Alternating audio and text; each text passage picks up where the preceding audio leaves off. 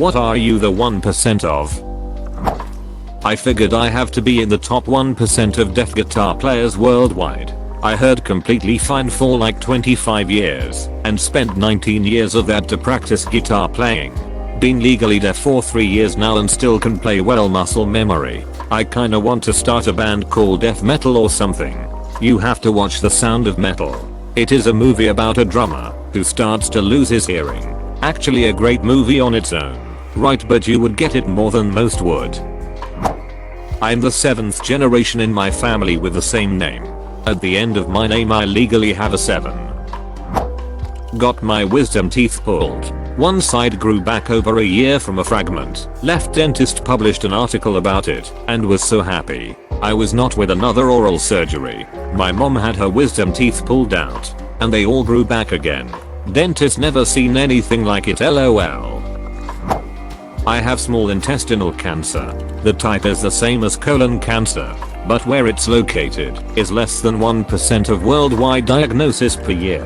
But I signed papers for 11 different oncologists to be able to access my records, to see what works, what doesn't, etc. Because they just don't get enough examples of it. Kind of hit or miss on procedures to work with, which treatments first, which type of chemo, etc. I've also said that if it ever reaches a point where I'm terminal and common treatments just don't work anymore, I'm willing to go all guinea pig. Depending on exactly where it is. Because of the veins coming off of your mesenteric artery to feed the small intestine, it usually isn't operable. So you are strictly on chemo and radiation. If the heavy levels don't do it, then you get to go on low dose chemo daily for however long it works. Then it eventually doesn't. Currently, according to my last PET scan, the tumors have disappeared. They won't say remission. Just that it seems to be dormant right now. I'll take it. Thank you for wanting to go all guinea pig. I hope for your sake you don't get to do that anytime soon. I'm in the 1% for people with narcolepsy. I believe it's 0.05% of America and 0.04% for the world. I have narcolepsy too. I'm constantly disappointing people by not randomly falling asleep like in the movies though. I'm a test tube baby. That's like 0.001% of the population. Me too. I always joke that I was manufactured. We still keep in contact with the doctors that made us. The original founders of the process were the ones who made my siblings. I had an ear infection travel up what would have been an otherwise asymptomatic formation of my skull called arachnoid granulation until it finally reached my cranial cavity. It took a literal team of the best doctors and surgeon, neurologist, multiple neuroradiologists from Northwestern University Hospital and the University of Pennsylvania to first diagnose me and then treat me. I was absurdly lucky to have a friend of the family who is a doctor who was able to call in a favor to get the entire neuroradiology team at a Penn studying my numerous CTs and MRIs. The head of neuroradiology at a Penn told him I have the most unique looking skull he's ever seen. Talk about damning with faint praise. When they finally had a diagnosis, my aunt pulled my skull cord scan up and said, "Do you see that white spot? That's fluid. That's infection. It shouldn't be there. You're very lucky you haven't contracted meningitis. This had been happening for 10 years. Undiagnosed. And do you see this black space here? That's air. That should absolutely not be there. Do you ever fly?" I responded yes. All the time. For work. For concerts. Regularly. Once a month or more. Well, you absolutely can't fly until this is fixed. Every time you've flown in the last 10 years and the cabin pressurized, that air could have expanded and shifted your brain off of midline and you'd have been dead immediately, without knowing anything. They removed an L-shaped infected portion of my skull about 2x6 and replaced it with a titanium mesh plate. After sewing the tear in my ear canal shut, it resolved the problem and I haven't had any issues since. I can now fly. Edit. Because people are asking. The symptoms were fullness, pressure, and the feeling of fluid in my ears. It lasted years and several lengths misdiagnosed me. Finally I asked one to put in a tube, and it drained continuously for a month. The end I was going to, not the one who diagnosed me, thought it was a cerebrospinal fluid leak, and ordered me to have emergency surgery for a cerebrospinal fluid leak that didn't exist. He had taken a sample of fluid for testing, but demanded I have what amounted to exploratory brain surgery for a condition that didn't exist. I was sitting on an operating bed as they were about to place pre-op antibiotics when I got a call from the aforementioned doctor friend of the family who said they don't know what the duck they are talking about. Leave now. I got so many shit looks from the team of surgeons that had been assembled to cut my brain open to fix a problem that didn't exist. 2 days later I got a phone call from my aunt saying the results of the fluid sample came back. It wasn't CSF. No apology. No explanation. No nothing. Wow. They gave you a superpower. Why have I not read about this? We like to keep it on the hush hush. Unfortunately, with the plate in my head every time the microwave goes on I forget math. It's a tradiaf. I'm allergic to temperature extremes. Taking a hot shower or touching an ice cube will give me hives. I have cholinergic urticaria, so anytime my body temp goes up I break out in hives. Room temp showers for me. Type 1 diabetes. It's a shit club. We can't even have cookies unless everyone brought their insulin. There are zero benefits in this club. I can spin on my ass really fast, like probably around 20 full rotations in one go. I start standing up. Then I put my left hand on the ground and I throw my right leg towards my left. Finally I retract my legs and put my hands on my knees and I go spinning like I'm a third king Beyblade. I've been doing this since I was 3 or 4. Yo, I thought that said you spin your ass, and I was horrified at the image of someone ducking helicopter twerking. I was just over 11 pounds at birth and got stuck mid-breech. Head out. Shoulders wouldn't push through. Doctors decided that cutting me out would take too long at this point and could kill us both. So they pulled me out. In doing so, they tore all the wiring as it were down my left side of my neck. Unbeknownst to them, what happened was stunted growth of my left arm at an angle pointing almost behind me. They had to operate on my shoulder socket, and my hand had gone full on Rex angled, so they broke my wrist and turned it to force it to grow normally. I was in an almost 3/4 torso cast for months as a small kid. Today in my mid-30s, I can't fully outstretch my left arm, maybe a 2/3 stretch at best. I can't lift it higher than my mid-chest. My wrist is pretty loose hey now, so my hand wants to naturally flop forward a lot. I can still move around mostly, but I can't push with my left arm all that much. Struggle lifting heavy things. Can't push away to the side of me.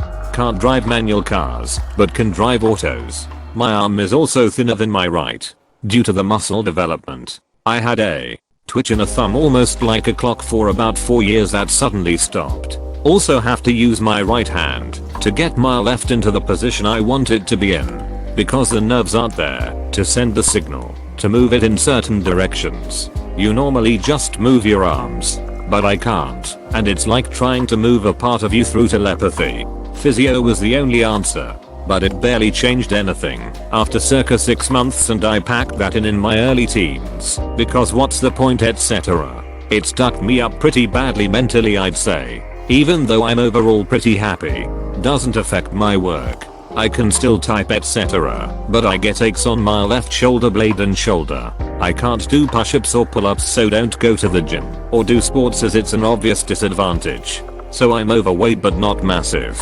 I naturally got bullied at school a heck of a lot. I'm so used to hiding it that it's muscle memory now. Even though I'm at the stage of my life where I can say yeah, this is me, deal with it. But because I don't work out I stopped swimming or doing anything with my shirt off in public. I'd say yeah, pretty damn rare case. And I don't even know what the condition is called. I need to see a doctor about it as this was 80s when I was born, and medicine has changed so much. I'm just so used to being this way I've never really pushed to get answers. I've thought about it more since the pandemic, but obviously doctors aren't exactly seeing people right now for non-emergency stuff. Edit oh wow, my inbox exploded overnight. Thanks so much everyone for the support, rewards and helping me see that this isn't actually all that uncommon. I just have a case where it wasn't fixed in time, or more to the point, was a direct result of being pulled out, and it didn't develop while I was in the womb like some palsy can do. Yes, I've thought of suing over the years. My parents thought the same, but this is the UK and the NHS. My cousin was a nurse at the time and suggested against anything in court because back then the doctors would band together against us, saying it was the right call to be made at the time and circumstances, and that I'm an accident and just had bad luck.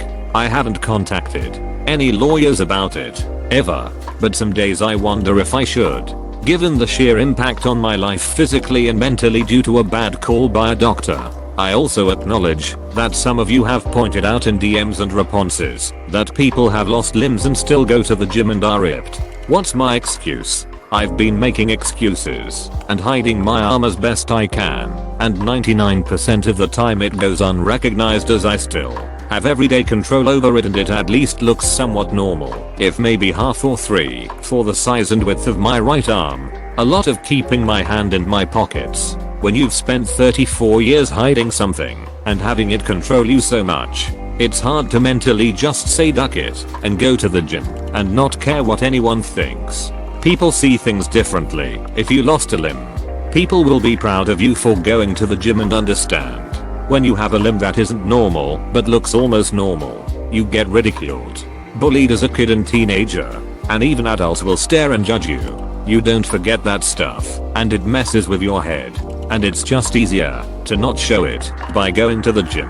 I dunno. Maybe that's not the case and everyone in a gym is like duck, yeah man. Get it if they saw me trying. But I can barely do curls normally and struggle with any bar lifting as my wrist doesn't rotate as much as my right, so maintaining a grip can be a bit awkward. Which confuses people because my hand looks normal. I can't do bench presses. Can't do pull-ups. Can't do push-ups. The strength isn't there, nor are the nerves to actually push my arm away from me. You know when you lift so much you literally can't move your arm. Imagine that. But it happens after a certain point of movement. I can move my arm to X position, but past that, it's literally impossible as the muscle development and nerves to send the signal are literally not there. It's just that when it's not obvious, you either have to tell people straight up or make an excuse. Everything from being scanned at an airport, long sleeve clothing is slightly too long on my left arm but normal length on my right. Being asked to grab that thing off the top shelf as I'm 6'3", so I have to reach up and grab the thing with my right arm, lower it with my shoulder, and then grab it with my left as it comes down and looks like I'm gonna drop it. People don't understand. Getting scanned in at shape, sir, as I asked, can you put your left arm out please? I can't. Oh. Why not? Sigh, and it makes me emotional on the spot. I dunno. Maybe it's all excuses and I need therapy, but seeing a consultant for my options will be a start. Maybe surgery can help. I don't know. I've lived so long with it that it feels weird doing something about it for once instead of hiding it. Every time I head out the door I literally pick clothing that makes it easier to hide my arm. Pockets. Long sleeves. I love jackets, of course. I hate summer as it's shorts and shirts and it makes it more obvious to me. Alpha gal allergy. I was bitten by a lone star tick and now I'm allergic to any kind of mammal meat. Most cases last between 6 to 8 months. Mine appears to be permanent after a decade. I can't even eat something that's been prepped cooked on the same surface as beef or pork in restaurants. Wait, staff isn't too fond of me, lol. I guess I'm in the 1% of only having 3 lower front teeth. Oh my god, me too. I had no idea this was a thing. I just thought I was one weirdo. Did yours move to the center? Do your dentists also play a guessing game to figure out which one is missing? I'm so fascinated. Yay. I found my people. Had to wear braces in my early teens and they moved to the center. Stayed there since then. Not that I've looked it up, but I've run over a fish in my car. Whenever I tell the story, no one has heard anything like it. Not me, but my husband. He has a brain tumor on the pituitary gland. Before treatment his body pumped out pregnancy hormones. So he was hormonal and moody as duck for ages. Just before it got really bad we managed to get pregnant. When our baby was born his chest had that letdown sensation you moms feel, a heavy weighted feeling in your boobs. When our baby cried, his boobs started leaking breast milk same time mine did. He actually had to pump milk out to ease the pain in his chest. He got the treatment he needed, and he no longer can squirt breast milk at me if I piss him off. Edit, thank you so much for the rewards. Absolutely touched. It was officially diagnosed as prolactinoma. I know it's not exactly 1%, but still pretty rare. On addition to medication to shrink the tumor, I also had to give him hormone injections, deeming him infertile for a few years. Male birth control. It broke his heart. Light at the end of the tunnel, we were able to get him off the injections, and we are trying for baby 2 after 7 years. We were successful. Briefly. But it didn't last. Crossing fingers for next time. I have an autoimmune disease that's so rare nobody knows what it is.